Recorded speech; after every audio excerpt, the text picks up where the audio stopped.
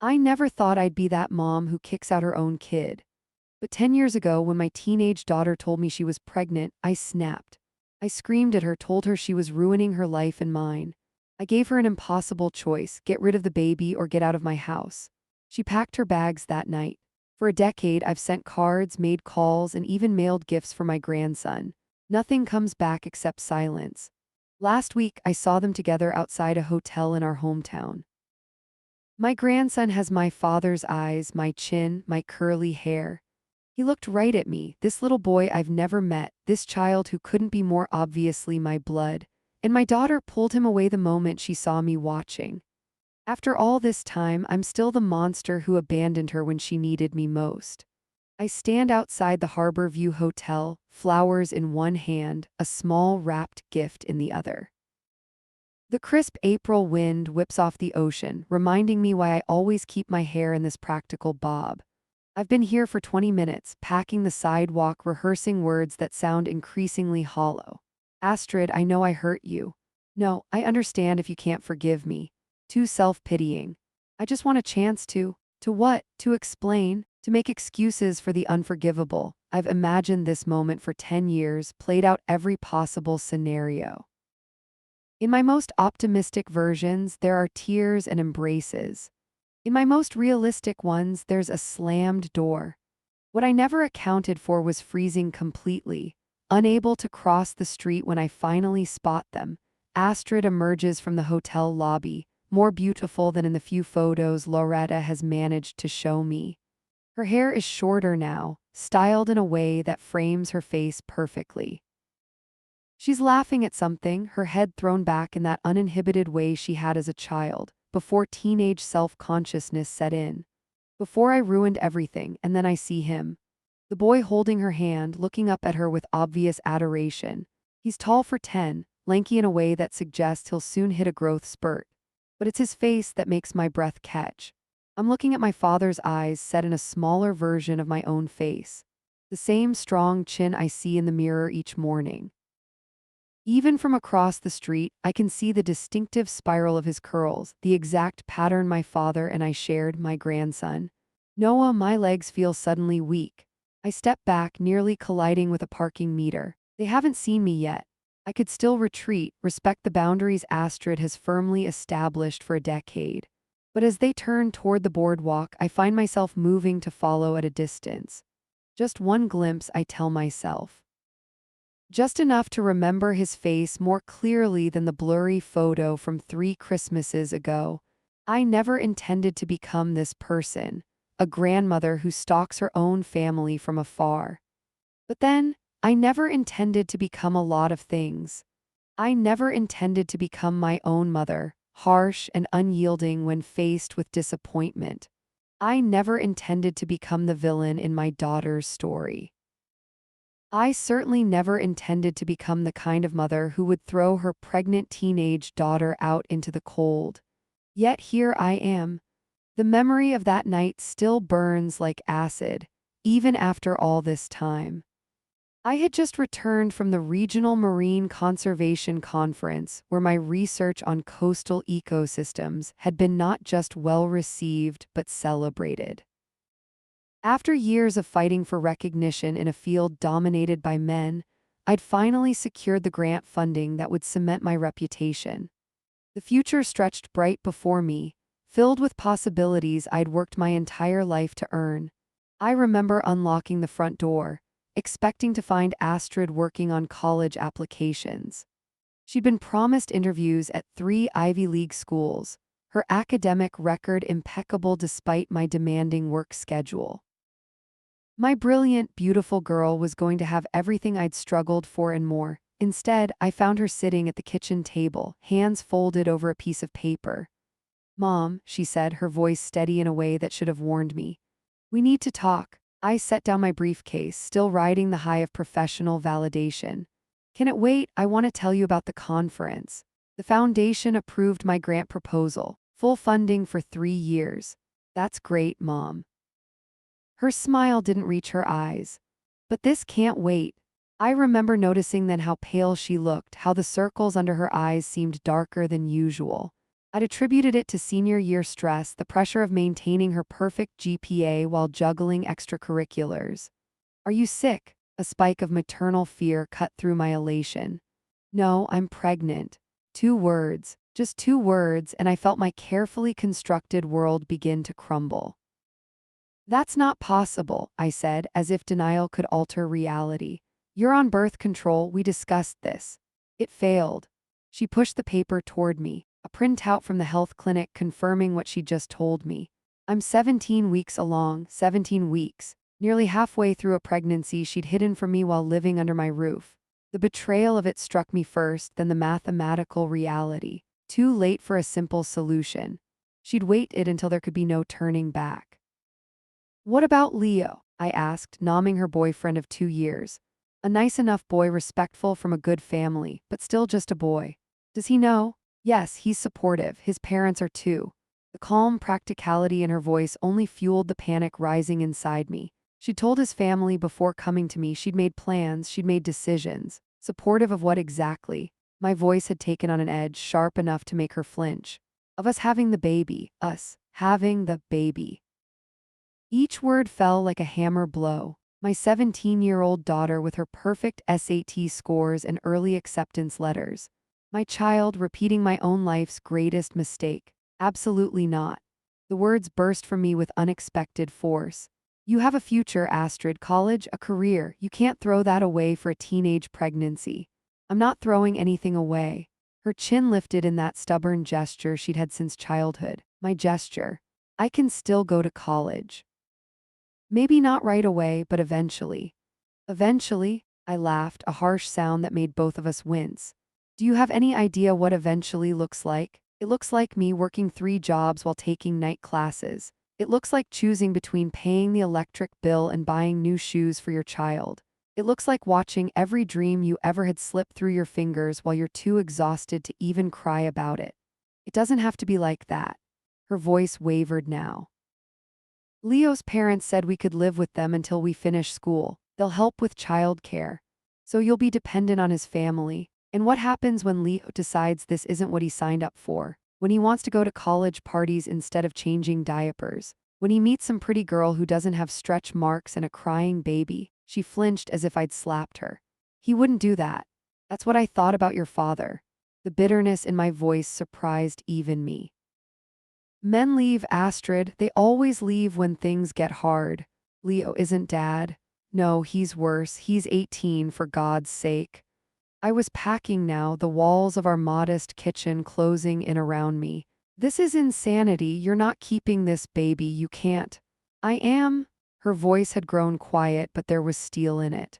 I've already decided. Something in me snapped then. All the sacrifices I'd made, all the nights I'd stayed up helping with homework after working 12-hour shifts, all the vacations I'd never taken so she could have the best educational opportunities. All of it wasted because she couldn't be bothered to use birth control properly. Then you won't be doing it under my roof. The words came from some dark, wounded place inside me. If you're adult enough to make this decision, you're adult enough to deal with the consequences. Her eyes widened. Mom, you don't mean that. I do. Something cold and terrible had taken hold of me. You have 3 days to make your choice. Terminate this pregnancy or find somewhere else to live. The moment the ultimatum left my lips, I saw something change in her eyes. The daughter who had looked to me for guidance her entire life was gone, replaced by a young woman who suddenly saw me clearly for the first time. I'll be gone by tomorrow, she said quietly. I expected her to cry, to beg, to reconsider. Instead, she stood up calmly and walked to her room. I heard drawers opening and closing, the soft thud of items being placed in a bag. When she emerged 30 minutes later with a duffel bag and her school backpack, something inside me began to panic. Astrid, wait, we can talk about this. There's nothing to talk about. Her voice was hollow. You've made your position clear. Where will you go? I asked, reality beginning to set in. Leo's parents said I could stay with them whenever I was ready to tell you. Guess I'm ready now. She pulled her phone from her pocket and sent a quick text. Minutes later, Leo's mother's car pulled into our driveway. I stood in the doorway, pride battling with maternal instinct. This isn't what I want. It's what you chose. She walked past me without a backward glance. "I'll come back for the rest of my things when you're at work." And just like that, she was gone. My daughter, my only child, walking away from me with her boyfriend's arm around her shoulders. I told myself she'd be back. That after a few days of reality with Leo's family, she'd see reason. That this dramatic exit was just teenage rebellion, not the beginning of a decade of silence. I was wrong. 2 days later, I came home to find her room half empty. The important things were gone: her favorite books, her photo albums, the patchwork quilt my mother had made for her. She'd left behind the things I'd chosen for her: the academic trophies, the expensive clothes I'd sacrificed to provide, the violin she'd never truly enjoyed. I tried to call. My messages went unanswered. I drove to Leo's parents' house only to be politely but firmly told by his father that Astrid didn't want to see me. "Give her time," he suggested kindly, "time." As if this was a simple teenage tantrum, not the severing of the most important relationship in my life. Weeks passed. I learned through school administration that Astrid had arranged to complete her senior year through an accelerated online program. She wouldn't be walking at graduation, wouldn't be living at home for those last precious months before college. By summer, she and Leo had moved to Seattle. She deferred her college acceptances, a fact I discovered only by calling the admissions offices myself, pretending to be her. I was becoming the kind of parent I'd always despised: manipulative, intrusive, desperate. I sent cards for her birthday, for Christmas, for every holiday I could think of. I enclosed checks that were never cashed, letters that presumably went unread. When I learned of Noah's birth through Loretta, I sent a tiny silver spoon engraved with his name and birth date. It came back marked "Return to Sender." I told myself it would get better with time. That Astrid would mature and understand why I'd reacted as I had.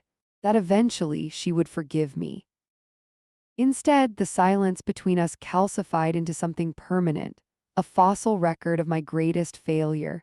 The years passed in a blur of professional accomplishments and personal emptiness.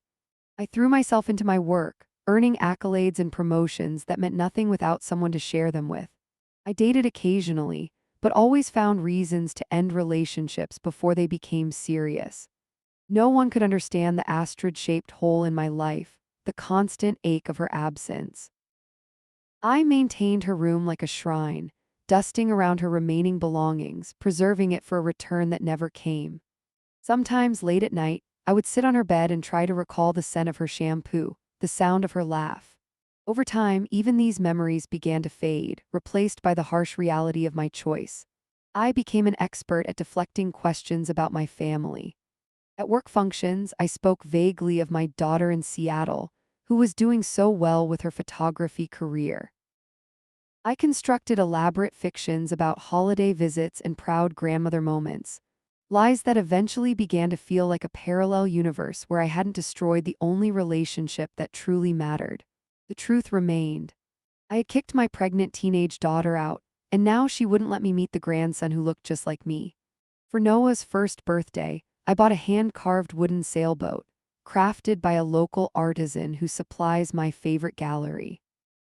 I spent hours selecting it, imagining tiny fingers tracing its smooth hull, perhaps creating early memories of connection to the ocean that runs in our blood. I wrapped it carefully in blue paper decorated with whales, wrote a card explaining that his grandfather had given me a similar boat when I was small.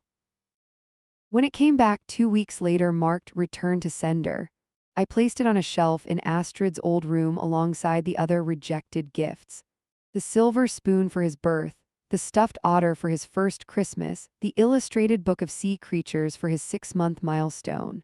A collection of undelivered love gathering dust. That night I drank too much wine and called Loretta, my composed facade crumbling for the first time in months. Did she even open it? I asked, hiding the tremor in my voice. Loretta's sigh carried through the phone line. "No, Imogen," she told the mail carrier to refuse anything with your return address. "But it's for Noah, it's his birthday." "I know," my sister's voice held the gentle patience I'd never managed to master. "She's protecting herself the only way she knows how." "From what? I'm not a threat to her." "Aren't you?" The question hung between us. You threatened to withdraw your love once before when she disappointed you. Why would she risk that happening again? The truth of it silenced me. In my darkest moments, I'd imagined this estrangement was Astrid's way of punishing me. But Loretta's words shifted something in my understanding. This wasn't punishment, it was protection. How is he? I finally asked, changing the subject to safer ground. Is he walking yet? Running, more like. He's fearless, that boy. Warmth crept into Loretta's voice. Leo's mother sent me a video yesterday. Discovered tide pools at the beach and couldn't be dragged away. Kept pointing at all the little creatures and wanting their names. A marine biologist's grandson, fascinated by the sea. The connection made my heart ache anew. And Astrid, is she still working for that photography studio? She's been promoted to lead photographer for their commercial accounts. Pride colored Loretta's tone. And she started selling some of her personal work too. There's a gallery in Seattle that featured her ocean series last month. My daughter capturing the same waters I studied in her own way. I found her website, I admitted. The photographs are extraordinary. You always knew she had an eye for beauty. Yes, I agreed softly. I just never thought she'd find it without me.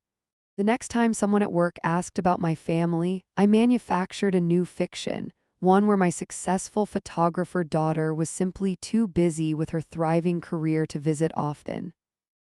If pressed, I'd share carefully edited truths pulled from Loretta's updates, speaking of Seattle's art scene and the creative spirit Astrid had obviously inherited from her grandmother, not me.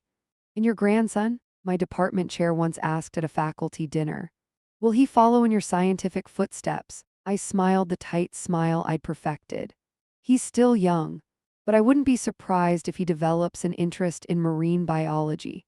It seems to be in the blood. The conversation moved on, no one detecting the thin ice of lies beneath my social patter.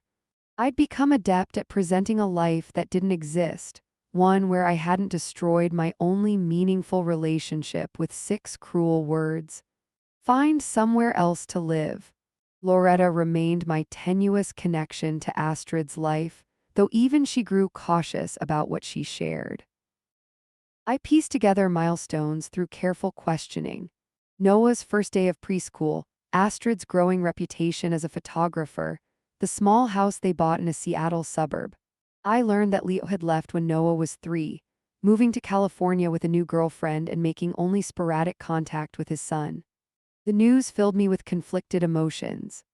Vindication that I'd been right about him abandoning them, quickly followed by shame for feeling even a moment of satisfaction at my daughter's pain.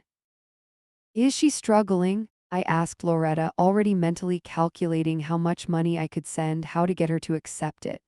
Financially, no. Her career is solid and Leo pays child support when he remembers. Loretta paused. Emotionally, it was hard at first, but she's stronger than you give her credit for, Imogen. She's built a good life. A good life without me. For Noah's 5th birthday, I broke my pattern of sending returnable gifts. Instead, I donated to the Seattle Aquarium in his name, arranging for his membership card to be sent directly to him. Loretta confirmed he'd received it, that Astrid had allowed this one connection because of Noah's growing fascination with marine life. It was a small victory, knowing something I'd given him had been permitted to breach the walls between us. I imagined him pressing his face against the glass of the shark tank, watching spotted eagle rays glide overhead, learning the names of sea creatures I could have taught him. Work filled my days, research and teaching and administrative duties piling up to create the illusion of a full life. I was respected in my field, quoted in journals, invited to speak at conferences. Nothing filled the void where family should have been.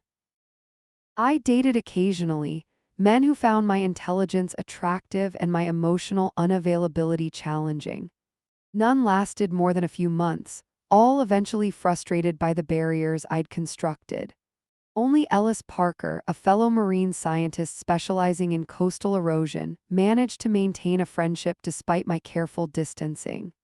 "You work too hard, Imogen," he'd say during our shared lunch breaks, his weathered face creasing with concern. There's more to life than research grants and publication credits, says the man who spent Christmas on a research vessel. I'd counter. Yes, but I have an excuse. My ex-wife got the house and all our friends in the divorce. His smile never quite reached his eyes when he spoke of his former marriage. What's keeping you from having a life outside these walls? I never answered honestly. How could I explain that I'd forfeited my right to happiness the night I chose professional pride over maternal compassion? In Astrid's old room, I maintained a timeline of a parallel life. The birthday cards I'd sent. The Christmas gifts returned unopened. Newspaper clippings when one of her photographs appeared in a Seattle arts publication. The few photos Loretta had managed to share, though these grew scarcer as Noah aged and became more aware of who was taking his picture and why. Sometimes I'd sit there after work, a glass of wine in hand, and talk to the ghost of my relationship with my daughter. Your new series on coastal erosion is remarkable, I'd say to a framed copy of an arts magazine featuring Astrid's work. You've captured the vulnerability and strength of the shoreline in a way my scientific papers never could.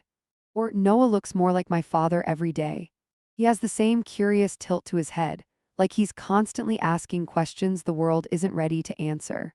The conversations were always one-sided, always tinged with the bitter knowledge that I was speaking to thin air.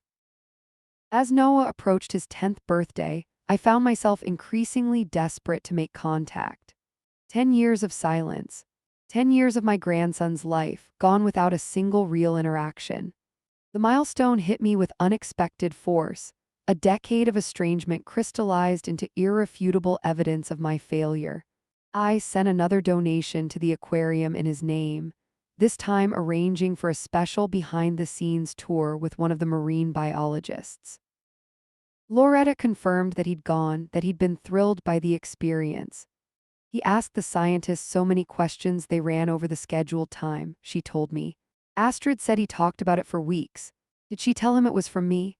I couldn't help asking. The silence on the line gave me my answer. He's old enough to know he has another grandmother, Imogen, but not old enough to know what she did, Loretta sighed. That's Astrid's decision to make, not mine, not yours. She was right, of course. I had forfeited my right to make parenting decisions the night I put my conditions on maternal love. The week after Noah's 10th birthday, everything changed. I was working late in my lab, analyzing data from our latest coastal survey when a sharp pain radiated through my left arm. At first, I dismissed it as a sign of age, of too many hours hunched over microscopes and computer screens. But when it spread to my chest, stole my breath, brought me to my knees on the laboratory floor, I knew. Heart attack, minor, the doctors would later tell me, but a warning sign we couldn't ignore. Ellis found me there, alerted by a graduate student who'd heard something fall. His face was the last thing I saw before darkness claimed me, his voice calling my name as if from a great distance. I woke in the hospital with tubes in my arm and Ellis asleep in a chair beside my bed. When he noticed my eyes open, relief washed over his features. You scared me, Blackwood, he said, using the last name basis we'd maintained despite decades of friendship. Next time you want my attention, just ask me to coffee. I tried to smile, but the gravity of what had happened settled over me. How bad? Minor myocardial infarction, no permanent damage, but your lifestyle needs adjusting. He leaned forward. I called your emergency contact. Your sister's on her way. Panic seized me. Did you tell her not to tell Astrid? His brow furrowed. Number should I have? Yes, no, I don't know. I closed my eyes. Astrid hasn't spoken to me in 10 years. I don't want her to feel obligated now. The silence that followed made me open my eyes. Ellis was staring at me with an expression I couldn't read. 10 years, he repeated. You've never mentioned that. It's not something I advertise. No, I suppose you wouldn't. He settled back in his chair. Want to tell me why? Perhaps it was the medication. Perhaps it was the brush with mortality. Perhaps it was simply the weight of a decade of silence crushing my chest more effectively than any cardiac event. Whatever the reason, I found myself telling Ellis everything. The pregnancy announcement, my ultimatum, the years of unanswered attempts at reconciliation. She was 17, I concluded, my voice rough with unshed tears. And I threw her out because I was afraid she'd repeat my mistakes. Instead, I repeated my mother's. Ellis listened without judgment, his weathered face thoughtful. When I finished, he reached for my hand, his calloused fingers warm against mine. My son hasn't spoken to me in 5 years, he said quietly. The revelation startled me. In all our years of working together, sharing office space and research trips, he'd never mentioned a son. Why? I asked. I missed his college graduation for a research expedition. Told myself it was just a ceremony, that the work was more important. His smile was rueful. The expedition findings were published in a journal no one reads, and my son married his college girlfriend without inviting me. The parallel wasn't exact, but the shared pain of estrangement created a connection I hadn't expected. Do you try to contact him? I asked. Every birthday, every Christmas, he returns everything unopened. Ellis squeezed my hand. But I keep trying because someday he might not, and I want him to know that when that day comes, I'll still be here. The simplicity of his persistence moved me. I'd been trying too, but always with the expectation of forgiveness, of reconciliation. Ellis seemed to send his messages into the void without expectation, only hope. What if they never forgive us? I voiced my deepest fear. Then we'll have lived honest lives, acknowledging our mistakes instead of pretending they didn't happen. His eyes met mine directly. But Imogen, have you ever truly apologized? Not explained, not justified, not tried to make her understand your perspective. Just apologized without conditions. The question hit me with unexpected force.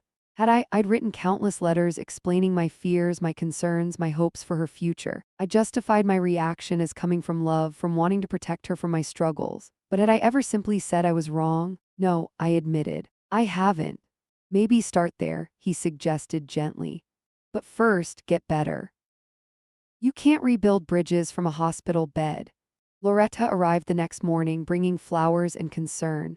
The doctors confirmed I would make a full recovery with medication and lifestyle changes, but the brush with mortality lingered in my mind as I was discharged. At 57, I was suddenly, acutely aware of time running out. I need to contact Astrid, I told Loretta as she drove me home. Really contact her, not just send another gift to be returned.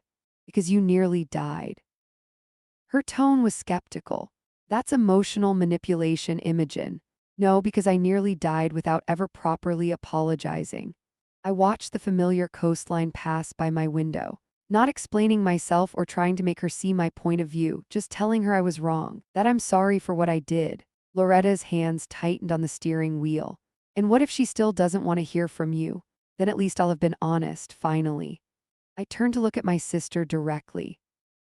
I can't force her to forgive me, I can't make her want me in her life, but I can acknowledge the truth without excuses. Something in my voice must have convinced her of my sincerity because her expression softened. She's considering bringing Noah to her high school reunion next month, she said carefully. It's been 10 years and some of her old photography friends have been asking to meet him. My heart lurched. Here, they'd come back here. Maybe. She hasn't decided yet. Loretta gave me a measured look. If they do come, promise me you won't ambush her. I won't, I said quickly, too quickly perhaps. I mean it, Imogen. If you push her before she's ready, you could destroy any chance of reconciliation. I understand. I did, intellectually at least. But the thought of Astrid and Noah in the same town, walking the same streets, breathing the same salt air, made rational thought difficult. That night, after Loretta had helped me settle in at home, I sat at my desk and wrote the letter I should have written a decade ago. Dear Astrid, I was wrong. Not mistaken, not misunderstood, not acting from good intentions. Wrong. What I did to you was unforgivable, and I don't ask for your forgiveness. I ask only that you know that not a day has passed when I haven't regretted my actions. I threw away the most precious relationship in my life because of pride and fear, and I'll live with that knowledge for whatever time I have left. With love and deep remorse, Mom, short, unconditional. True, I sealed it in an envelope and asked Loretta to pass it along if Astrid decided to attend the reunion. Then I waited, not daring to hope, but unable to stop myself from counting the days. I spent the following weeks recovering, following doctor's orders with uncharacteristic diligence. Each morning began with prescribed cardiac medication and a slow walk along the beach. Each evening ended with meditation exercises I would have scoffed at before my heart attack. Between these bookends, I tried to restructure my professional life, delegating responsibilities I'd previously hoarded, leaving the lab before sunset, actually taking weekends off. Ellis checked on me regularly, bringing research updates and department gossip along with the occasional homemade soup. His friendship became a touchstone in days otherwise marked by waiting, by the constant checking of my phone for messages from Loretta about Astrid's plans. "Have you thought about what you'll do if she does come back for the reunion?" he asked one evening as we sat on my deck watching the sunset paint the water in shades of gold and crimson. "Constantly," I admitted. "I've planned and replanned what I might say, how I might approach her if given the chance. And none of it seems adequate." I sighed, watching a heron glide over the water. "How do you apologize for 10 years of absence in a single conversation?" "You don't," he said simply. "You apologize for the action that caused it. The rest takes time." Ellis, I was learning, had a gift for distilling complicated emotions into straightforward truths. As the date of the reunion approached, Loretta confirmed that Astrid had made hotel reservations at the Harbor View. She would be bringing Noah, attending the main reunion event on Saturday, and presenting some of her work at a small gallery exhibition arranged by the Alumni Association on Sunday. "She hasn't responded to your letter," Loretta warned when sharing this information. "I gave it to her last month during my visit to Seattle. She took it, but she didn't open it while I was there." "That's okay," I said, though it wasn't. "At least she has it now." "I told her about your heart attack," Loretta admitted after a pause. "I thought she should know." A flicker of hope ignited despite my best efforts to suppress it. "What did she say?" She asked if you were all right. I told her yes, with proper care. Loretta's voice softened. "She didn't say more than that, but she did ask, Imogen, that's something." It was something, a tiny fracture in the wall between us. Not forgiveness, not reconciliation, but acknowledgement of my continued existence. After 10 years of silence, it felt monumental. The week before the reunion, desperate for distraction, I found myself researching something I'd sworn I would never consider: grandparent rights. Oregon law, I discovered, offered little hope. Without an established relationship with the child, without evidence of parental unfitness, without Astrid's cooperation, I had no legal path to Noah. The realization was oddly freeing. There would be no courtroom solution to this estrangement, no judge who could order Astrid to let me know my grandson. Any reconciliation would have to be earned, not compelled. I closed my laptop, oddly relieved. The truth was, I'd never seriously considered legal action. The mere act of researching it had shown me how desperate I'd become, how close I was to repeating my original mistake of trying to control outcomes rather than accepting consequences. By Friday morning, the day Astrid and Noah were scheduled to arrive, I had worn myself ragged with anticipation. I called in sick to work for the first time in years, unable to concentrate on anything beyond the knowledge that my daughter and grandson would soon be breathing the same town air, walking the same streets I traversed daily. The sensible thing would have been to stay home, to wait for some indication that Astrid was open to contact. Instead, I found myself driving past the Harbor View Hotel 4 times before noon, scanning the parking lot for out-of-state plates, searching the lobby through plate glass windows like some lovesick teenager. On my 5th pass, I spotted them checking in. Astrid, her back to the street, her photographer's portfolio case slung over one shoulder. And Noah, his face bright with excitement as he pointed at something in the lobby, his wild curls unmistakable even at a distance. I parked hastily and sat in my car, heart pounding in a way that had nothing to do with my recent medical event. They were here, real, solid, present in my town for the first time in a decade. I could walk into that lobby right now, could speak my daughter's name, could introduce myself to the grandson who shared my blood and my father's eyes. I could also destroy any chance of reconciliation by ignoring Astrid's boundaries. Loretta's warning echoed in my head: don't ambush her. With effort, I started my car and drove home, hands shaking on the steering wheel. That evening, I returned with purpose. I'd spent the afternoon selecting flowers for Astrid, a small marine biology book for Noah, writing and rewriting a note to accompany them. I planned to leave them at the front desk, a gesture of welcome without intrusion. As I approached the hotel entrance, I saw them again, this time exiting into the early evening air. Astrid was laughing, her hand clasped in Noah's as they headed toward the boardwalk. My chest tightened at the sound of her laughter, so familiar despite the years. I followed at a careful distance, telling myself I just wanted one glimpse, one moment to see them together in the golden light. They walked to the playground that bordered the beach, Noah immediately racing for the climbing structure while Astrid took a seat on a bench, her camera coming out to capture his play. I should have left then. Should have respected the boundary between observation and intrusion. But something held me there, half hidden behind a stand of shore pines, watching my grandson climb and leap and swing with the fearless energy of childhood. He resembled me more than I'd realized from photographs. Not just the obvious markers of our shared genetics. The curls, the chin, the eyes that mirrored my father's. But in his movements, in the deliberate way he approached each obstacle, in the serious concentration he applied to the simple act of crossing monkey bars.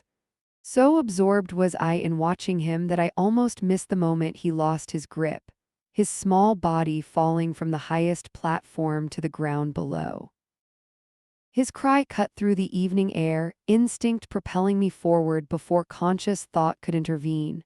I raced across the playground, reaching him seconds after Astrid, who had dropped her camera and was kneeling beside him. "Noah, are you okay?" She was checking him over with the practiced movements of a mother accustomed to playground injuries. "My arm," he whimpered, cradling his left wrist against his chest. "It hurts really bad. Let me see, sweetheart." Her voice was calm, but I could hear the undercurrent of worry. "I'm a doctor," I said without thinking, dropping to my knees beside them. "Let me help." Astrid's head snapped up, her eyes meeting mine for the first time in 10 years, the shock of recognition followed by a flash of anger, then wariness. "Mom," the word seemed torn from her, half question, half accusation. "I'm sorry," I said quickly. "I was walking by, I saw him fall. I'm not a medical doctor, but I've had emergency training for field research. May I look at his arm?" For a moment I thought she would refuse, would gather Noah and flee. But her son's distress outweighed her antipathy toward me. "Fine," she said tersely, then to Noah, "This is someone who might be able to help with your arm, okay?" Noah looked up at me through tear-filled eyes, nodding his permission. Gently I took his small arm in my hands, feeling along the wrist and forearm with careful fingers.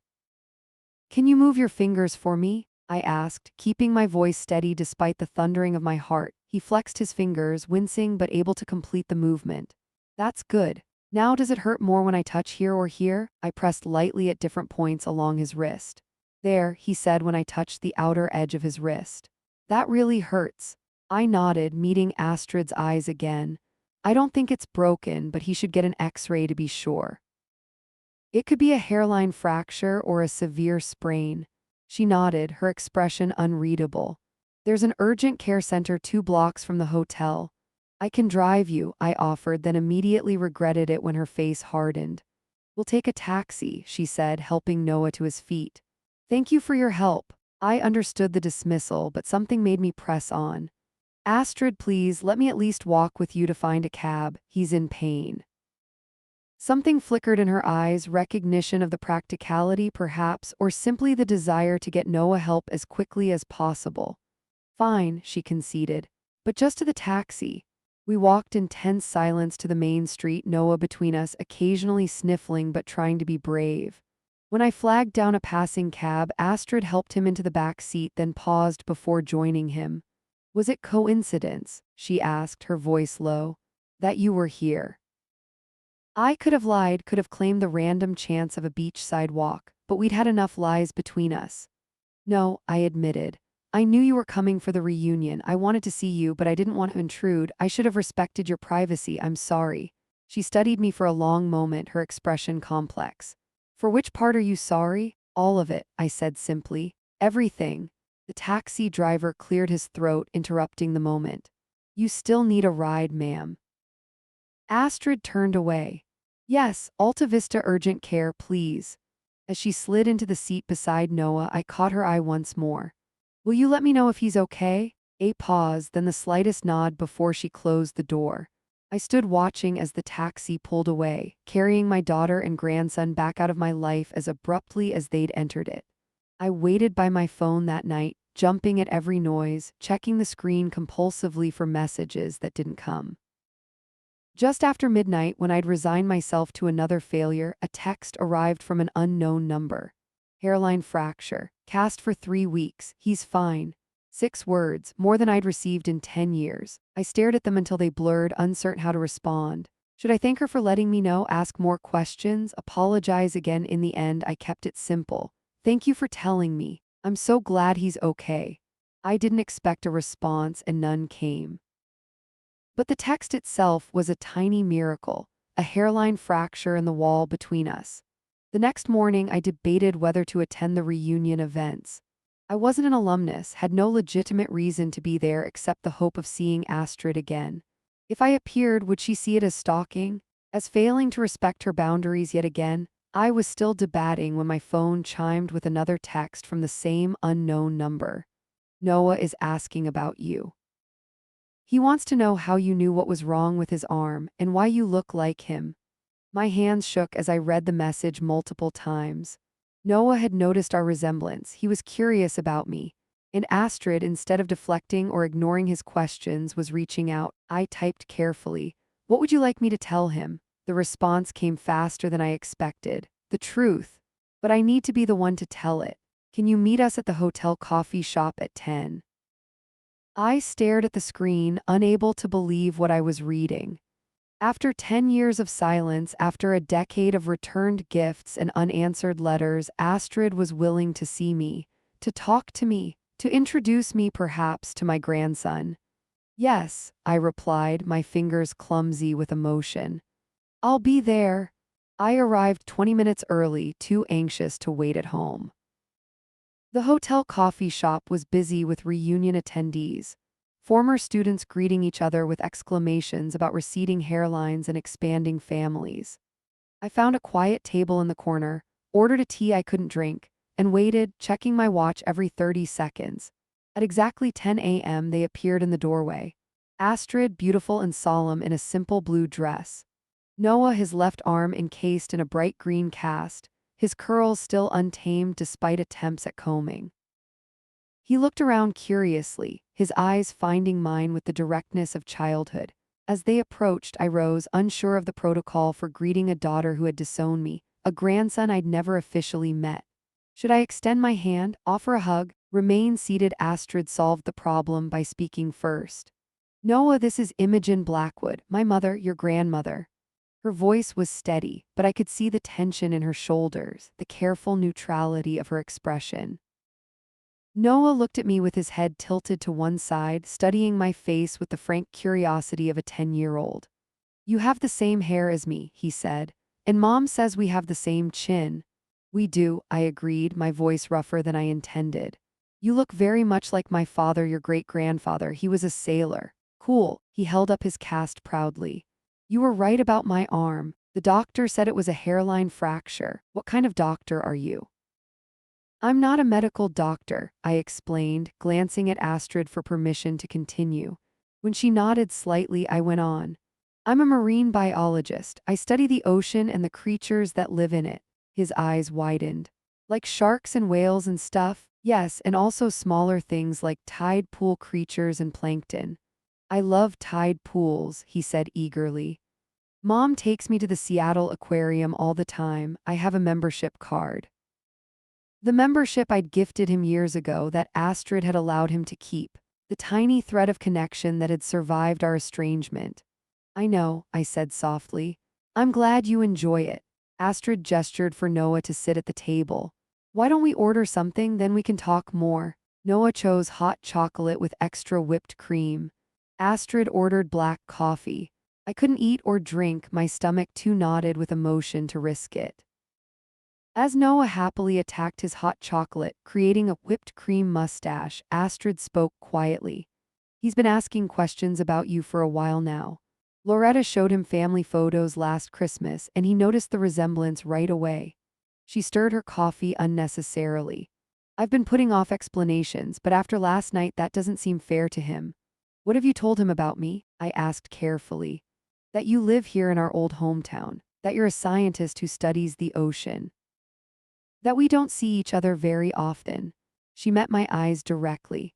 I haven't told him why. Will you? A version appropriate for a 10-year-old, yes. Her expression was resolute.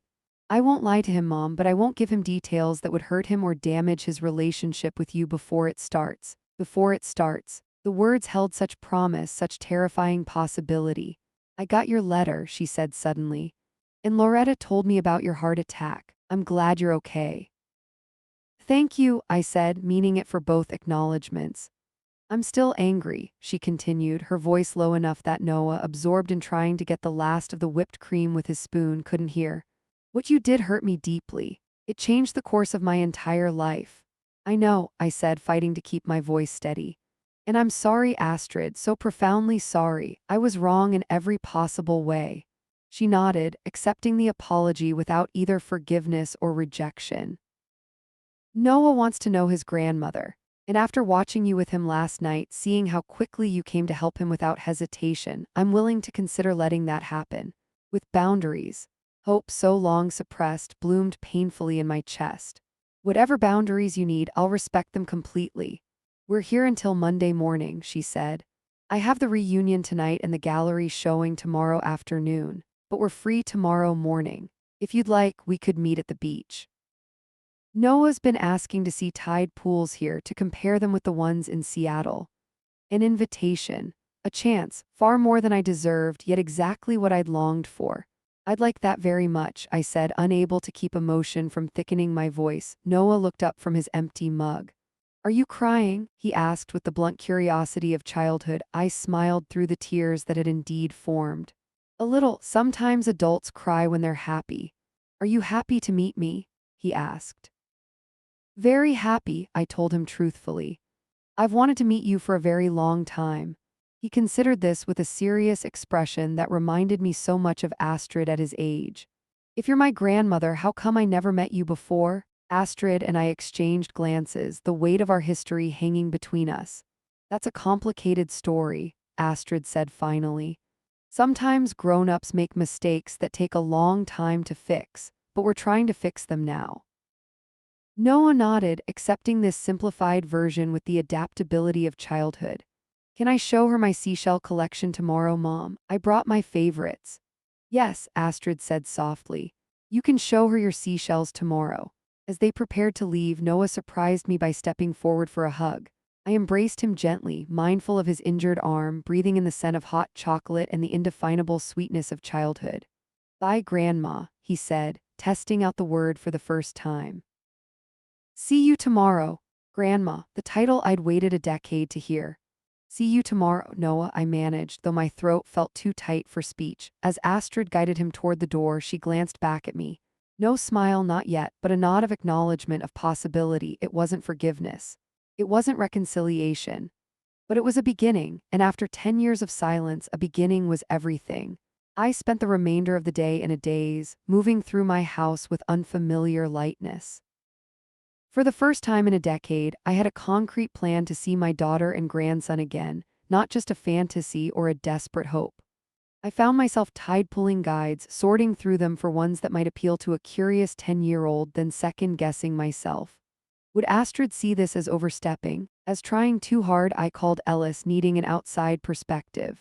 She's actually letting you see them tomorrow, he asked, his surprise evident even through the phone. Yes, at the beach. Noah wants to explore tide pools. I couldn't keep the excitement from my voice. Ellis, he called me Grandma when they left, just like that, as if it were the most natural thing in the world. Children are remarkably adaptable, he said. But Imogen, be careful not to read too much into this. One supervised visit doesn't mean all is forgiven. I know that. The caution in his tone tempered my enthusiasm slightly. Astrid made it very clear she's still angry. This is about Noah, not about us. Still, it's progress, significant progress. His voice warmed. I'm happy for you, truly. After we hung up, I walked to Astrid's old room, seeing it with fresh eyes. The shrine-like quality suddenly seemed macabre rather than sentimental, a monument to absence rather than memory. If there was to be any real healing, I would need to stop preserving the past and start building something new. I began boxing up returned gifts, removing the timeline of rejection I'd maintained on her bulletin board. Not erasing the past, but making space for a possible future. When I finished, the room looked emptier but somehow more hopeful, ready for whatever might come next. That night I slept poorly, waking every hour to check the time, afraid I might somehow sleep through our morning meeting. By dawn, I gave up on rest entirely, making coffee and watching the sun rise over the water, mentally rehearsing what I might say when I saw them again. We'd agreed to meet at Lighthouse Point, a relatively sheltered cove with excellent tide pools and minimal tourist traffic. I arrived shamefully early, 45 minutes before our scheduled time, using the extra minutes to scout the best pools, noting particularly interesting specimens, planning a route that would be safe for Noah with his cast. When they appeared at the top of the beach access stairs, my heart swelled painfully. Noah spotted me and waved enthusiastically with his good arm, pulling Astrid along faster than she might have approached on her own. He wore a bright yellow rain jacket despite the clear morning, his cast protected by a plastic bag secured with rubber bands. "Grandma, we're here," he called, the easy acceptance of the title still astonishing to me. "Mom said the tide is perfect right now for seeing animals." "She's right," I said, smiling at them both. "Low tide exposes the best pools. Are you ready to explore?" "Yes," Noah nodded vigorously. "I brought my collection to show you too." He patted a small backpack slung over his shoulder. "I can't wait to see it," I said sincerely, then turned to Astrid. "Good morning." "Morning," she replied, her tone polite but reserved. She carried a camera with a weather-protected cover, ever the photographer. "Noah's been up since 6, too excited to sleep." "That makes two of us," I admitted. Something like surprise flickered across her face, perhaps at my honesty or perhaps at the idea that I would be excited about this meeting. Noah, impatient with adult pleasantries, tugged at my hand. "Can we see the tide pools now? Mom says you know all the animals' names." "I do," I confirmed, allowing myself to be pulled toward the water's edge. "And I know which ones you can touch and which ones need to be left alone." We made our way carefully across the rocky shoreline to the first pool, a perfect natural aquarium nestled among the stones. Noah immediately crouched beside it, his face alight with wonder. "Look," he gasped, pointing at a purple sea star clinging to the rock. "We have these in Seattle too, but not this color." I knelt beside him, careful to keep a respectful distance. "That's a Pisaster acraceus, a purple sea star. They're keystone predators in tide pool ecosystems." "What's a keystone predator?" he asked, leaning closer to examine the sea star's tube feet. "It means they're very important for keeping the whole ecosystem healthy," I explained. "If they disappeared, many other animals and plants would be affected. Like taking out the bottom block in Jenga," he said thoughtfully. I smiled at the apt comparison. "Exactly like that." Astrid stood slightly apart from us, her camera raised, capturing images of the tide pools, the coastline, and I realized with a start, Noah and me together. When she saw me noticing, she lowered the camera slightly. "Professional habit," she said with a small shrug. "I document everything." "I've seen your work online," I told her. "Your ocean series is extraordinary." A flicker of surprise followed by the briefest smile. "Thank you." For the next hour, we moved from pool to pool, Noah growing increasingly excited with each new discovery. I showed him how to gently touch a sea anemone to feel its tentacles retract, how to spot the nearly invisible hermit crabs scuttling across the sand, how to recognize the patterns of snail and limpet grazing on the rocks. Astrid gradually moved closer, joining our explorations, occasionally asking questions of her own. When Noah discovered a small octopus hiding in a crevice, she gasped in genuine delight, her camera momentarily forgotten. "I've lived in Seattle for 10 years and never seen one in the wild," she said, leaning close to where Noah and I crouched by the pool. They're shy, I explained, watching the creature change color to better match its surroundings. But they're also curious. If we stay very still, it might come out a bit more. The three of us froze, hardly breathing, until the octopus cautiously extended a tentative arm from its hiding place. Noah's face was a study in concentration and wonder, so like Astrid's expression at his age that my chest ached with the recognition. "It's so beautiful," he whispered reverently. "Yes," I agreed, but I was looking at my daughter and grandson, not the octopus. After the tide began to rise, making further exploration impossible, we found a dry spot on the rocks to sit. Noah eagerly opened his backpack, producing a carefully packed box of seashells, each nestled in its own compartment. "This is my collection," he announced proudly. "I have 26 different kinds." "May I asked, reaching for the box. He nodded, watching intently as I examined each specimen. His collection was impressive for his age, each shell carefully selected for its perfect condition, representing species from both the Atlantic and Pacific coasts. "You have excellent taste," I told him sincerely. "This is a museum-quality collection." He beamed at the praise. "Mom takes me looking for shells whenever we go to the beach, and sometimes we order special ones online."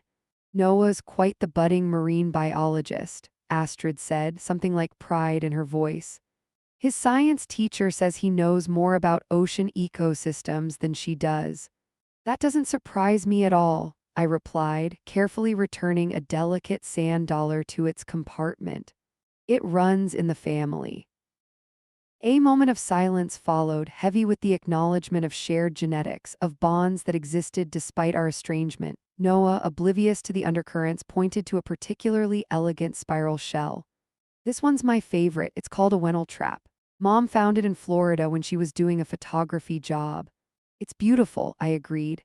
"You know, I have a collection too. Started when I was about your age." His eyes widened. "Really? Can I see it sometime?" I glanced at Astrid, not wanting to presume. "Perhaps someday if your mom thinks it's a good idea." Before Astrid could respond, Noah turned to her eagerly. "Can we go see Grandma's shell collection before we leave on Monday, please?" Astrid hesitated, and I quickly interjected, "There's no pressure, Noah. Your mom has the reunion events to attend, and I'm sure you have other plans for your visit." "Actually," Astrid said slowly, "my gallery showing ends at 4 tomorrow." "We don't have plans after that." Hope flickered in my chest. "You'd be welcome to come by the house then, both of you, of course." Astrid studied me for a long moment as if weighing a difficult decision. "Noah would like that," she said finally. "And I suppose it would be good for him to see where I grew up." It wasn't a warm acceptance, but it was an acceptance nonetheless. I'd take it. As we made our way back up the beach toward the parking area, Noah skipped ahead, stopping occasionally to add a new shell to his pocket. "He's extraordinary," I said quietly to Astrid. "You've done an amazing job with him." She glanced at me, her expression complex. "It hasn't been easy being a single parent." "I know," I said, then corrected myself. "No, I don't know exactly what it's been like for you, but I do know how hard it is to raise a child alone. I should have been there to help you, not make it harder." She was quiet for several steps. "Leo left when Noah was 3, she said finally. "Said he wasn't cut out for fatherhood, for the responsibility. He sends birthday cards, calls maybe once a month, pays child support when he remembers." The parallels to her own father's abandonment were painfully clear. "I'm so sorry, Astrid. The irony isn't lost on me," she said with a bitter edge. "You were right about him leaving. Just wrong about everything else."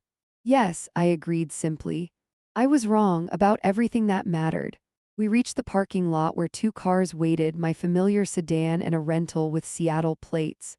Noah had already reached Astrid's car and was looking back at us expectantly. 4 o'clock tomorrow," Astrid confirmed, fishing car keys from her pocket. "The gallery is on Harbor Street if you want to come." The invitation caught me off guard. "Are you sure?" "I wouldn't want to intrude on your professional moment." A flicker of something like amusement crossed her face. "It's a small-town gallery show, Mom, not the Museum of Modern Art." And besides, she hesitated, then added more softly, some of the work is from here, from home. You might recognize the locations. Home, she'd called it home. Then I'd love to come, I said, working to keep my voice steady. As they drove away, Noah waving enthusiastically through the window, I stood in the parking lot, overwhelmed by emotion. The morning had gone better than I'd dared hope, with another meeting already arranged for tomorrow. Astrid's anger remained, understandably, but beneath it I sensed something else. Not forgiveness, not yet, but perhaps a willingness to consider it. The gallery showing was held in a converted fisherman's cottage on Harbor Street, the weathered exterior belying the sophisticated white space within. I arrived 15 minutes after the advertised start time, not wanting to appear too eager, but unwilling to miss a moment more than necessary. The small room was already crowded with reunion attendees and local art enthusiasts, glasses of white wine in hand, as they moved between the large framed photographs mounted on the walls. I spotted Astrid immediately, elegant in a simple black dress, speaking with an older man I recognized as her former photography teacher. Noah sat on a bench in the corner, a tablet computer in his lap, clearly bored by the adult conversation but being remarkably patient. Before approaching them, I took my time examining the photographs. Astrid's work was even more impressive in person than online, her eye for composition extraordinary. Most of the images captured coastal landscapes, the meeting of land and sea rendered in stark, dramatic contrasts. Then I turned a corner and found myself face to face with my own beach. Not the tourist beach at the center of town, but the small, rocky cove accessible only through my property, where I'd taken Astrid countless times during her childhood. She'd captured it at dawn, the light breaking over the horizon, illuminating the distinctive rock formation locals called the Sentinel. It was breathtakingly beautiful and achingly familiar. That's where you live, right? I turned to find Noah beside me, having abandoned his tablet to explore.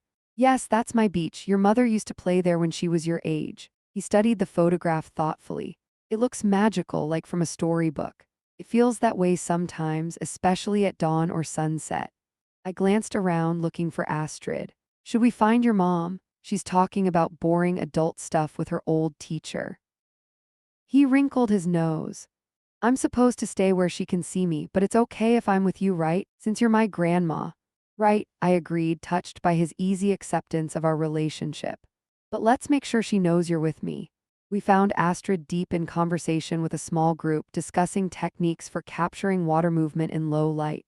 When she spotted us, she excused herself and came over. I see you've been exploring, she said to Noah, ruffling his curls affectionately. I was showing Grandma the picture of her beach, he explained. The one with the big rock that looks like a guard. The Sentinel, Astrid said, glancing at me. I spent hours photographing it last time I was here. When was that? I asked, surprised. I didn't know you'd been back. 2 years ago, she admitted. Just a quick trip for a commercial assignment. I took an extra day to revisit some places from childhood. She hesitated, then added, I drove by the house, but I didn't stop. The thought of her being so close without my knowledge was painful, but I understood. The beach looks exactly the same. The house too, mostly. I haven't changed much. Some things never do, she said, and I couldn't tell if she meant it as criticism or simple observation. Before I could respond, a woman approached us, exclaiming over the photographs. Astrid, these are magnificent. The Seattle galleries don't know what they're missing.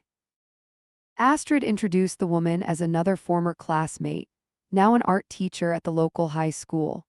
They fell into easy conversation about mutual acquaintances and the challenges of making a living in creative fields. Noah, quickly bored again, tugged at my sleeve. Can we go look at the other pictures?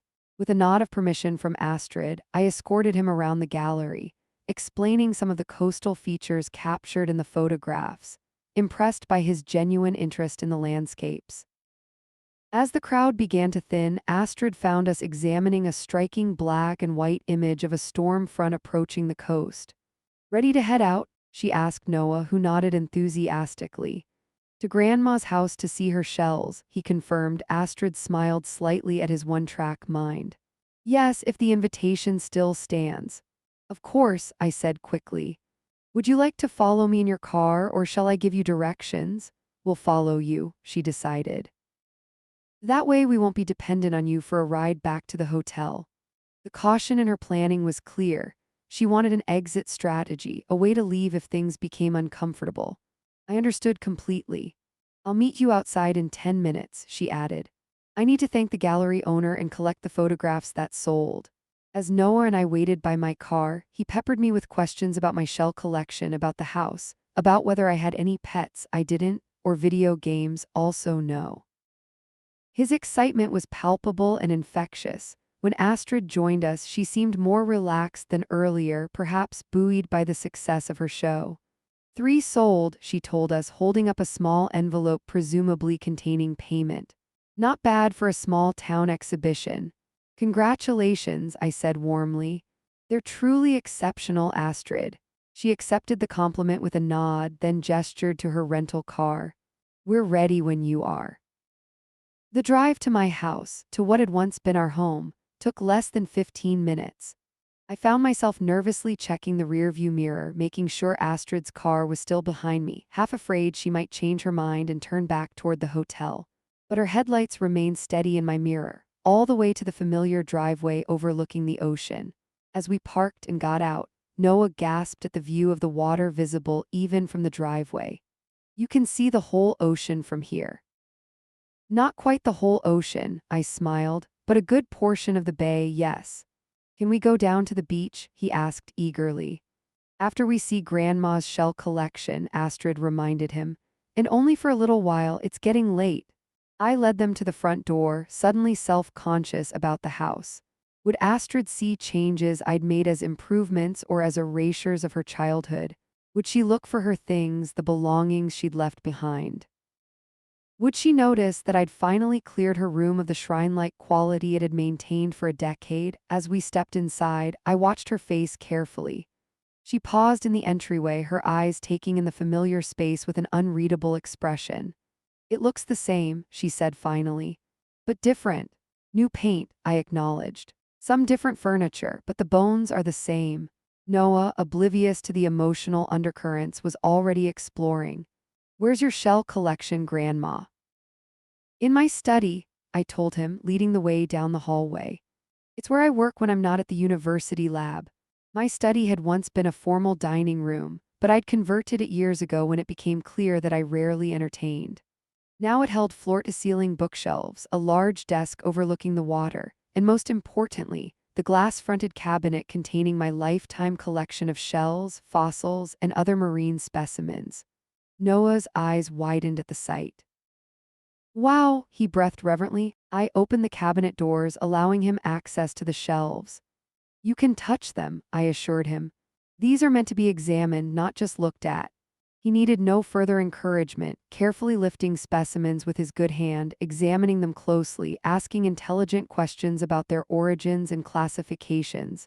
Astrid stood in the doorway watching us, her expression softening slightly. You always did have the best shells, she said unexpectedly.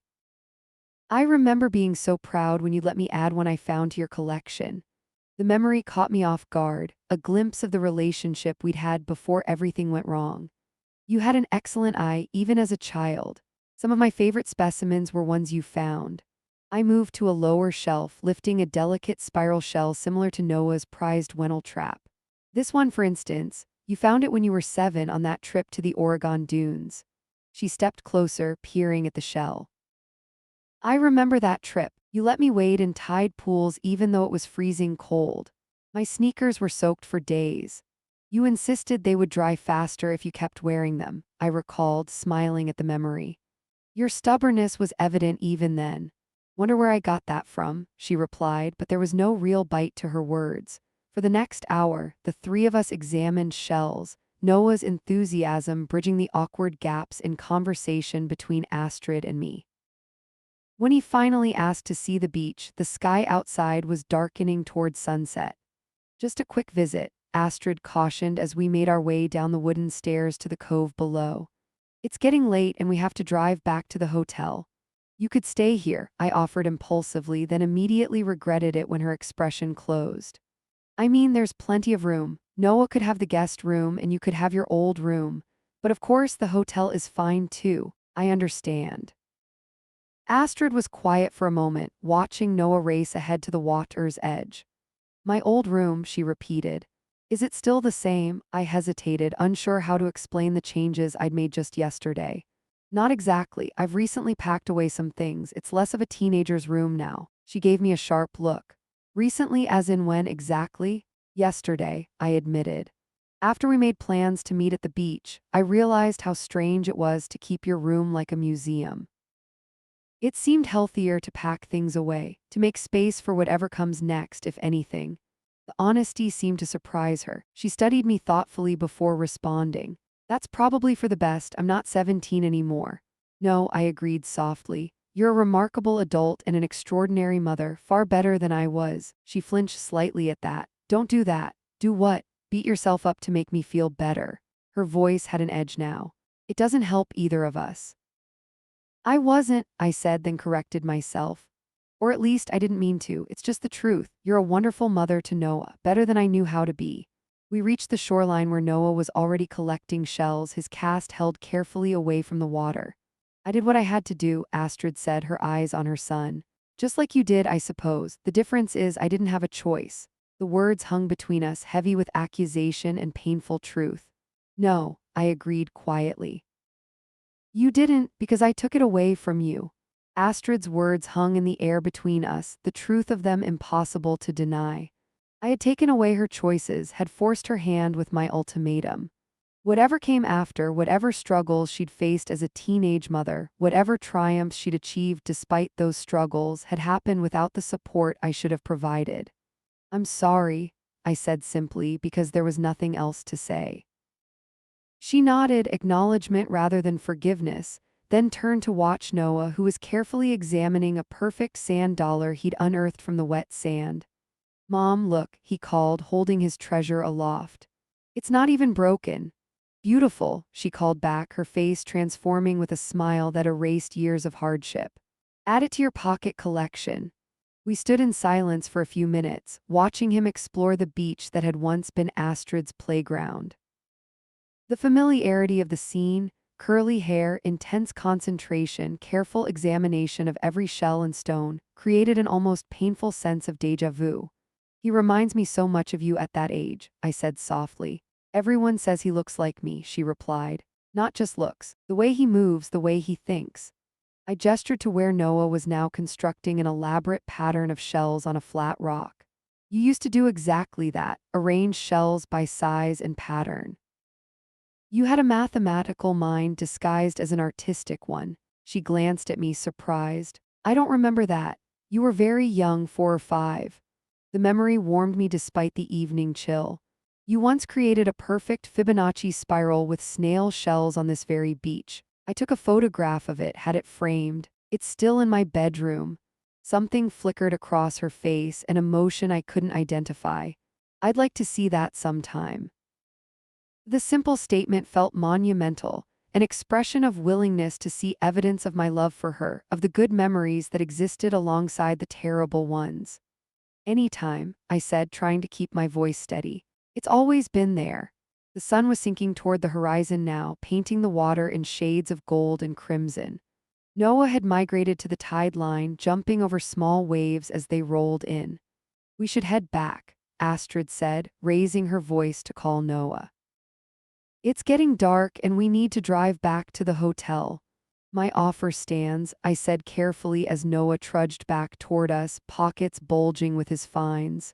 You're both welcome to stay here tonight or any night. She hesitated, looking from me to her son and back again. We have a reservation, she said finally, and all our things are there. I nodded, accepting the boundary. Of course, another time perhaps. As we climbed back up the stairs to the house, Noah between us, he suddenly asked, Mom, why don't we live here with Grandma? This beach is way better than the one near our apartment. Astrid froze momentarily on the steps, then continued climbing. We live in Seattle because that's where my work is and where your school is.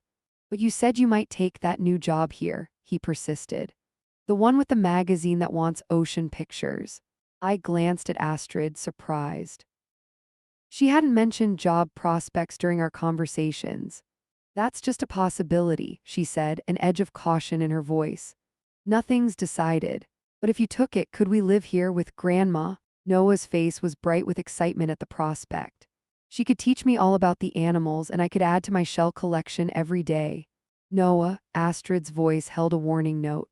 That's not something we can decide right now, and it's not polite to invite yourself to someone else's home.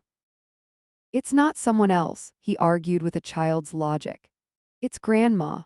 It's complicated, sweetheart, Astrid said firmly, effectively ending the discussion. We reached the house in awkward silence, Noah clearly confused by his mother's reaction, Astrid tense and withdrawn, me uncertain how to navigate the sudden revelation of a potential return to our hometown. In the kitchen, as Noah washed his hands and sorted through his beach treasures on the counter, I spoke quietly to Astrid. I didn't know you were considering moving back. She sighed, resignation replacing the tension in her expression. It's a recent development. A regional magazine wants to hire a staff photographer specializing in coastal environments. The job would be based here with travel up and down the coast. It sounds perfect for you, I said cautiously. It is, professionally speaking. She glanced toward Noah, making sure he was still absorbed in his shells. But there are complications. Me, I guessed. Partly, she admitted.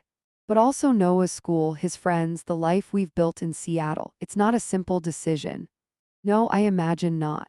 I hesitated, then added, for what it's worth, I think you should make the decision based entirely on what's best for you and Noah, without considering my presence here as either a benefit or a complication. If you decide to take the job, we can figure out boundaries that work for everyone. She studied me for a moment, as if trying to gauge my sincerity. Thank you, she said finally. That actually helps. As they prepared to leave, Noah sorting through his shells to select ones for me to keep, Astrid surprised me by asking, would you like to have breakfast with us tomorrow, before we head back to Seattle? The invitation, casual as it was, felt like a monumental shift. I'd love that. 9 o'clock at the hotel restaurant, she suggested. Their Sunday brunch is good from what I remember. 9 o'clock, I confirmed, trying not to show how much the simple invitation meant to me. Noah presented me with 3 perfect shells from his collection. For your cabinet, he explained solemnly. So you have something from me in there too. I accepted them carefully as the precious gifts they were. I'll put them in a special place with a label that says they're from you. He beamed, pleased with the idea of being permanently represented in my collection. Will you be here next time we visit? Noah, Astrid interjected gently. We haven't decided about next time yet. But there will be a next time, he insisted with a child's certainty. Right, Mom? Astrid met my eyes over his head. Yes, she said softly. I think there will be. After they left, the house felt simultaneously emptier and fuller than it had in years. Empty of their physical presence, but filled with the echoes of conversation, of Noah's excited discoveries, of Astrid's cautious steps toward reconnection. I placed Noah's shells carefully in my cabinet, creating a small card identifying them as Noah's gift, April 2025. Then I found the photograph I'd mentioned to Astrid, the one of her childhood shell spiral. It had hung in my bedroom for years, a silent reminder of what I'd lost.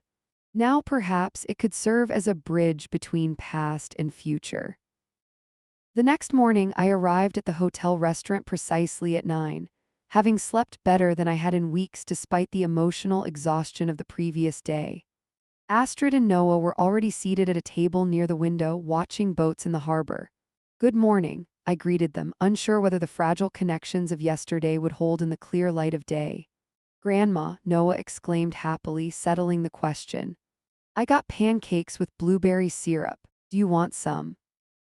Thank you, but I'll order my own, I smiled, sliding into the empty chair across from Astrid. Did you sleep well? Like a rock, Noah declared, mouth full of pancake. Don't talk with your mouth full, Astrid reminded him automatically, then turned to me. We both slept well, thank you, and you? Better than I have in quite some time, I admitted.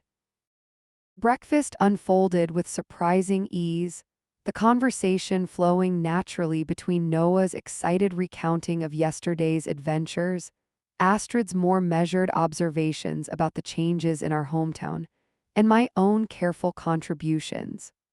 For brief moments, it almost felt like the family meals I'd imagined during the long years of estrangement, though the underlying tensions remained just below the surface. As we finished eating, Noah asked to visit the lobby gift shop to spend his allowance on a souvenir. Astrid, after a moment's hesitation, allowed him to go alone, though the shop was visible from our table. Once he was out of earshot, she turned to me with a more serious expression. "I want to talk about this job opportunity." "Of course," I said, setting down my coffee cup. If we moved back here, there would need to be clear boundaries," she began, her voice steady but with an undercurrent of nervousness. "I wouldn't be moving back to live with you or even near you necessarily. Noah and I would need our own space." "I understand completely," I assured her. "I wouldn't expect anything else." But she continued, her hands clasped tightly around her mug. "Noah clearly wants a relationship with you. And after seeing you together these past 2 days, I think that relationship could be good for him. You connect with him in ways I can't, especially around his interest in marine life." Hope bloomed cautiously in my chest. "I'd like very much to be part of his life in whatever way you're comfortable with. That's what I want to discuss." She took a deep breath.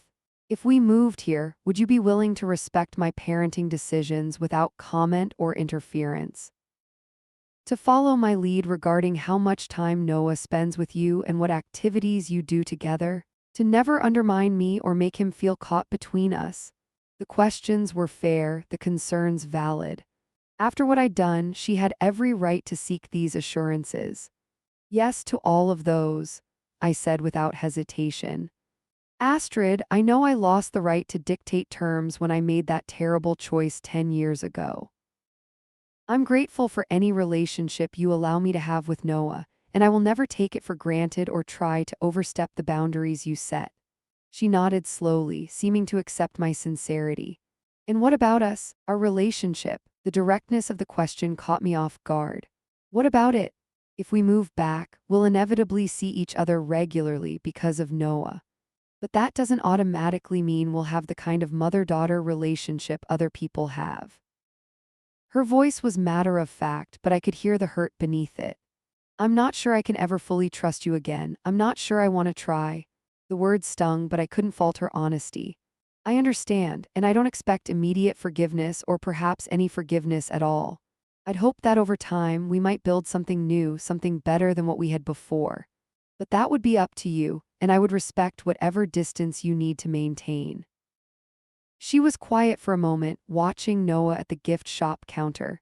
"He's the reason I'm even considering this. Not just the job, but allowing you back into our lives at all.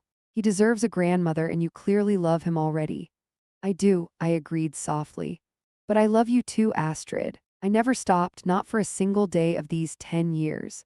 And I will spend the rest of my life trying to make up for the pain I caused you, whether or not you ever fully forgive me." Something flickered in her eyes, a vulnerability quickly masked. "We'll see," she said finally. "The magazine wants my decision by the end of the month. I need to visit their main office in Portland next week, see the details of the contract, figure out housing options here. Whatever you decide," I assured her, "my offer stands. You both have a place here whenever you want it, whether that's just for visits or something more permanent." Noah returned then, proudly clutching a small bag containing his purchase. "I got a snow globe with the lighthouse in it," he announced. "For my shelf at home." "Excellent choice," I praised, nodding his use of home to refer to their Seattle apartment.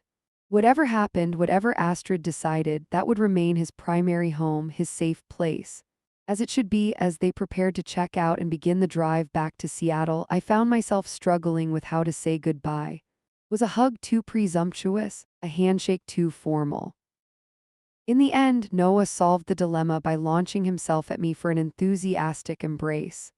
"Bye, Grandma," he said, his small arms tight around my waist. "Thanks for showing me the tide pools and the shells." "You're very welcome," I told him, savoring the moment. Thank you for the beautiful shells you gave me. They're already in my cabinet. He beamed, pleased with the impact of his gift. Next time I'll bring you something even better. I can't wait to see what you find, I said truthfully. When Noah stepped back, Astrid and I faced each other awkwardly. After a moment's hesitation, she extended her hand. Not for a handshake, I realized, but holding a small card. My contact information, she explained as I took it. Cell phone, email, home address, in case you need to reach us. The simple act of sharing her personal details, of opening a direct line of communication after a decade of silence, felt monumental. Thank you, I said, carefully tucking the card into my pocket. Would it be all right if I called sometimes, to talk to Noah or just to check in? She nodded slowly. That would be okay, maybe start with once a week and we'll see how it goes. Once a week, I agreed, fighting to keep my voice steady. I won't abuse the privilege. I know you won't. Her expression softened slightly. You're trying, I can see that. It wasn't forgiveness, wasn't the warm reconciliation I'd dreamed of during the long years of estrangement. But it was acknowledgement, recognition of my efforts, a tiny seed of possibility. As they drove away, Noah waving enthusiastically from the back seat, I felt lighter than I had in years. The weight of my mistake would never fully leave me, nor should it. But for the first time in a decade, there was a path forward, however uncertain. 6 months later, I stood on the deck of my research boat, watching Noah point excitedly at a pod of dolphins swimming alongside us. He'd spotted them first, his sharp eyes catching the flash of movement beneath the surface before any of the adults on board. Tursiops truncatus, he announced proudly, using the scientific name I'd taught him. Common bottlenose dolphins, they can swim up to 20 miles per hour. Very good, I praised, impressed as always by his quick mind and retentive memory. And what's their primary form of communication? Echolocation, he replied without hesitation. They make clicking sounds that bounce off objects in the water, so they can see with sound instead of just with their eyes. Beside us, Astrid smiled, her camera raised to capture the dolphins as they leapt and played in our wake. The sea air had lightened her hair over the past months, bringing out natural highlights that reminded me of her childhood summers on this same coast. When she'd called in May to tell me she'd accepted the magazine position, I'd been careful not to show the full extent of my joy, respecting her insistence that the decision was based on professional opportunity rather than family reconciliation. They'd moved in June, settling into a small house just 10 minutes from mine, close enough for convenient visits, but with plenty of space and separation. The boundaries she'd outlined at that hotel breakfast had held firm. I saw Noah regularly, but on Astrid's terms, never pushing for more time or different arrangements than she offered. I attended his school events only when specifically invited, maintained a respectful distance from their daily routines, and never ever offered unsolicited parenting advice. Slowly, cautiously, our own relationship had begun to thaw as well. We weren't the mother and daughter of my wistful imagination, sharing daily confidences and easy affection. But neither were we the estranged relatives of the past decade, separated by hurt too deep to bridge. Instead, we were building something new, something based on who we were now rather than who we had been. I was learning to see Astrid as the accomplished adult she'd become, not the teenager who disappointed my expectations. She, in turn, was beginning to see me as a flawed but well-intentioned human being, not the villain of her painful past. There were still difficult moments, times when the old hurt resurfaced unexpectedly. Just last week, during a discussion about Noah's upcoming birthday party, she'd suddenly asked, "Did you ever regret it, throwing me out, or did you only start to regret it when you realized I wouldn't come back?" The question had caught me off guard, but I'd answered honestly. I regretted it the moment you walked out the door, but I was too proud, too stubborn to run after you. By the time I worked up the courage to truly apologize, you'd already decided you were better off without me. And maybe you were. She'd considered that in silence for a long moment before responding. I don't know if I was better off without you. But I did build a good life and I became stronger than I might have otherwise. I'm proud of that at least. As you should be, I'd told her sincerely. You're extraordinary, Astrid, and not because of me, but despite me. Now, watching her photograph the dolphins with the same intensity she brought to all her work, I felt a familiar swell of pride mixed with lingering regret. So much lost time, so many moments I could never reclaim. But also this new beginning, this unexpected second chance. Noah tugged at my sleeve, pointing to where the largest dolphin had surfaced directly alongside our boat. "Grandma, look," he exclaimed. "He's looking right at us." I followed his gaze to where the dolphin's intelligent eye seemed indeed to be studying us with curious interest. "They're very social animals," I explained. "They're probably as interested in us as we are in them." "Like making new friends," Noah suggested thoughtfully. "Exactly like that," I agreed, catching Astrid's eye over his head. "Sometimes the most unexpected connections turn out to be the most important ones." She held my gaze for a moment, then nodded slightly, a small acknowledgement of the truth in my words. We weren't fully healed, might never be completely whole again. But we were family, however complicated, however imperfect. As the dolphins dove beneath the waves, disappearing as suddenly as they'd arrived, Noah sighed with contentment, leaning against me in a casual display of affection that still felt miraculous. "This is the best day ever," he declared with a child's absolute certainty. "It is a good day," Astrid agreed, lowering her camera and moving to stand on his other side, the three of us forming a small circle at the boat's railing. With the vast ocean before us and the shore behind, with my daughter beside me and my grandson between us, I silently agreed. After 10 years of estrangement, after believing I'd lost them forever, this ordinary moment of connection was indeed the best of days.